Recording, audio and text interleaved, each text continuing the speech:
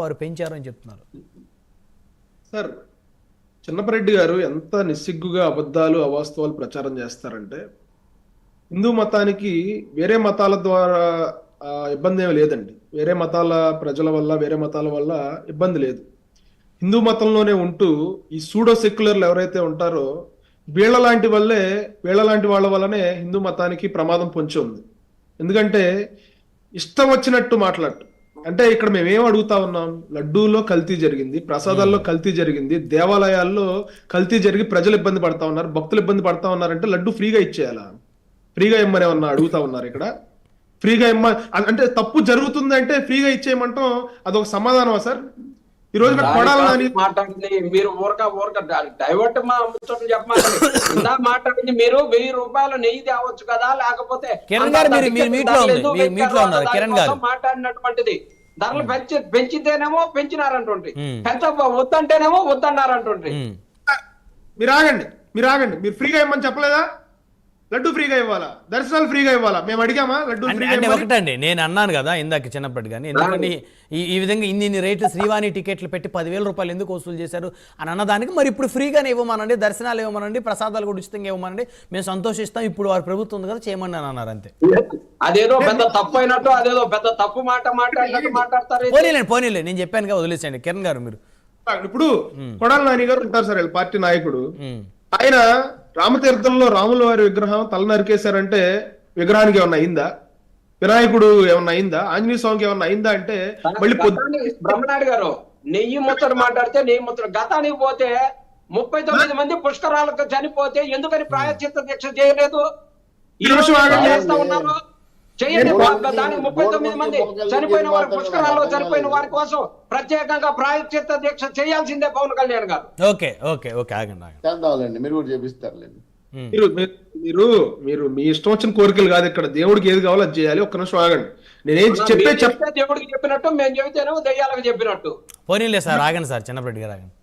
చిన్నప్పటి గారు నాకు టైం ఇవ్వాలి. అంటే వీళ్ళు ఎంత అహంకారంతో కొవ్వుతో మాట్లాడతారంటే, పొద్దున లెగిస్తే కొడాలి నాని గారు తిరుపతి వెళ్ళి అక్కడ పూజలు చేసేసి బొట్లు పెట్టేసుకుని గుండ్లు కొట్టించేసుకుని వచ్చినప్పుడు మరి ఇదే విగ్రహానికి ఏం అవ్వలేదు కదా, వెంకటేశ్వర స్వామి ఏమన్నా ఫీల్ అయ్యాడా అని ఈయన ఎందుకు అనడం? అంటే వీళ్ళు ఓట్ల కోసం, వీళ్ళు ప్రజల్ని మభ్య పెట్టడం కోసం గుళ్ళకెళ్ళి దండాలు పెడతారా? నిజంగా గుళ్ళలో విగ్రహాలకు అపచారం జరిగితే, అశుద్ధం పూస్తే, లేకపోతే విగ్రహం తల నరిగితే విగ్రహానికి ఏమైంది, దేవుడు ఏమన్నా అడిగాడా అని అడుగుతారా? దర్శనానికి టికెట్ల రేట్లు ఎక్కువ పెంచేస్తా ఉన్నారు, అక్కడ సదుపాయాలు ఉండట్లేదు, లడ్డూలో కల్తీ జరుగుతుందంటే జగన్మోహన్ రెడ్డి గారు ఎందుకు గుమ్మడికాయకు దొంగల్లాగా భుజాలు దండుకుంటా ఉన్నారు? మేము ఆహ్వానిస్తా ఉన్నాం సిట్టుని, అక్కడ జరిగి ఉండదు, జరిగితే మీరు శిక్షించండి అని ఎందుకు చెప్పట్లేదు? జరగలేదు అని ఎందుకు చెప్తా ఉన్నారు? ఈ రోజున కొన్ని లారీలు టెస్టులకు వచ్చాయి, అందులో కొన్ని లారీలు వెనక్కి వెళ్ళిపోయాయి. అసలు వెనక్కి వెళ్ళిపోయే లారీలు ఎందుకు రావాలి బ్రహ్మనాయుడు గారు? శ్రీవారి కోసం అత్యంత శుద్ధిగా చేసే ప్రసాదంలో మీరు ఒక కంపెనీకి కాంట్రాక్ట్ ఇచ్చినప్పుడు ప్రతి ఒక్క లారీ టెస్ట్ పాస్ అయ్యి లోపలికి వెళ్ళాలి. అందులో కొన్ని ఎందుకు పాస్ అవ్వట్లేదు? అంటే ఇవి అన్ని ఒకే బ్యాచ్ లోంచి వస్తాయి కదా, ఒకే కంపెనీలోంచి వస్తా ఉన్నాయి కదా, కొన్ని పాస్ అయ్యి 2014 నుంచి 2019 18 సార్లు లారీలు ఎన్నికపోయినాయి. తెలుసుకోమనండి, 18 సార్లు ఎన్నికపోయినాయి. ఈ రోజు అడుగుతా ఉన్నాను బ్రహ్మనాయుడు గారు, లారీలు పంపించలేదన్నాడు ఆయన. కావాలి అక్కడికి మీరు ఎవరికైతే కాంట్రాక్ట్ ఇచ్చారో వాళ్ళు, మనం తిరుమలలో ప్రసాదం ఎంత శుద్ధిగా చేస్తారో తిరుమలకు పంపించే నెయ్యి గాని ఇతర ముడి సరుకులు గాని వాళ్ళు అంతే శుద్ధిగా చేయాలి. ఇక్కడికి వచ్చిన తర్వాత 2 లారీలు వెనక్కి పంపించేసామంటే మిగతా లారీల్లో కల్తీ జరగలేదని గ్యారంటీ ఏంటి? ఏ రకంగా పాస్ అయినాయి అవి? ఈ రోజున తిరుమలలో జగన్మోహన్ రెడ్డి గారు వచ్చిన తర్వాత ఆయన పెద్ద తీసుకొచ్చేసారు, సవరణలు తీసుకొచ్చేసారు అని చెప్తా ఉంటుంటే ఈయన ఏం చెప్తా ఉన్నాడు? కృష్ణదేవరాయలు గుడి కట్టారు. ఈ రోజు జగన్మోహన్ రెడ్డి గారు వచ్చిన జగన్మోహన్ రెడ్డి గారు వచ్చిన తర్వాత అంటే బ్లాక్ మార్కెట్ తగ్గిపోయిందంట. బయట వాళ్ళని ఎవరిని బ్లాక్ మార్కెట్ చేయనట్లేదు బ్రహ్మనాయుడు గారు. వీళ్ళే చేస్తా ఉన్నారు, వీళ్ళ అధికారులే చేస్తా ఉన్నారు, వీళ్ళ నాయకులే చేస్తా ఉన్నారు. రోజా గారు వెళ్ళినప్పుడల్లా 50 మందిని తీసుకెళ్లటం, ఒక్కొక్కళ్ళు రోజుకి 100 మందికి సిఫార్సు లెటర్లు ఇవ్వటం, విఐపి ప్రోటోకాల్ దర్శనం అంతా వీళ్లే. ఈ రోజున ఒక ప్రోడక్ట్ మీరు బయట అమ్ముతున్నప్పుడు బ్రహ్మనాయుడు గారు రేట్ ఎందుకు పెంచుతారండి? దాని క్వాలిటీ పెరిగినప్పుడు, అది మీకు వర్కౌట్ బయట అమ్మినప్పుడు మీరు రేటు పెంచుతారు. లడ్డు 25 రూపాయల నుంచి 50 రూపాయలు ఎందుకు చేశారు బ్రహ్మనాయుడు గారు? అంటే స్వామివారికి ఆదాయాన్ని పెంచాలనేది వారి అభిప్రాయం. లడ్డూని విపరీతమైన క్వాలిటీ పెంచేసి నెయ్యి ఇలా తింటుంటే చేతి నిండా కారిపోతుంటే లడ్డు మీరు 50 రూపాయలు కాదు 100 రూపాయలు చేయండి, అందరూ కొనుక్కుని తింటారు. కానీ మీరు లడ్డూని నాణ్యత తగ్గించేసి మీరే చెప్తా ఉన్నారు ఒక రోజులో 2 రోజుల్లో అది దుర్వాసన వస్తా ఉంది, లడ్డు గట్టిపడిపోతా ఉంది అంటే మీరు 50 రూపాయలని 100% హైక్ ఇచ్చి 50 రూపాయలు చేసినప్పుడు క్వాలిటీ ఎలా ఉండాలండి?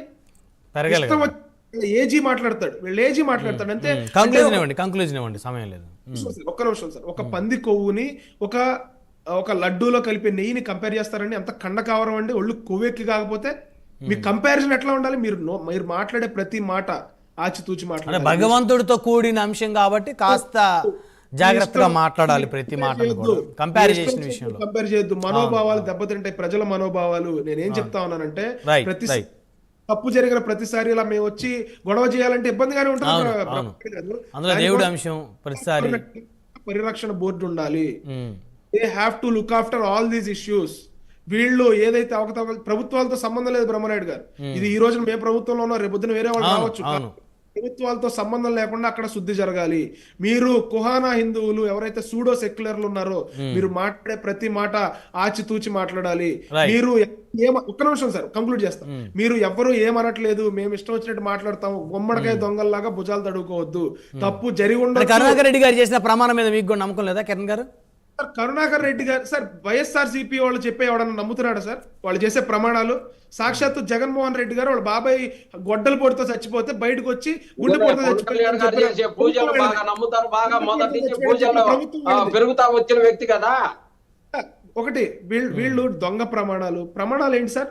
అక్కడ వ్యవస్థలో తప్పు జరిగింది, బోర్డు తప్పు చేసింది, ప్రభుత్వంలో తప్పు జరిగిందంటే వీళ్ళు ప్రమాణం చేస్తే నిజమైపోద్దా? వీళ్ళు చెప్పేనే అబద్ధాలేగా, వీళ్ళు చెప్పేనే అబద్ధాలే కదా. వీళ్ళు 100 నిజాలు చెప్పి ఒక అబద్ధం చెప్తే అబద్ధాన్ని కప్పిపోవచ్చు ఆ 100 నిజాలతో. వీళ్ళు చెప్పే 99 అబద్ధాలే, వీళ్ళ పేర్లు తప్ప అన్ని అబద్ధాలు వీళ్ళు చెప్పేది. త్రిపుల్ ఆర్ గారు చెప్తున్నారు వీళ్ళ పేరు కూడా అబద్ధమేనని. ఎలా నమ్మాలి?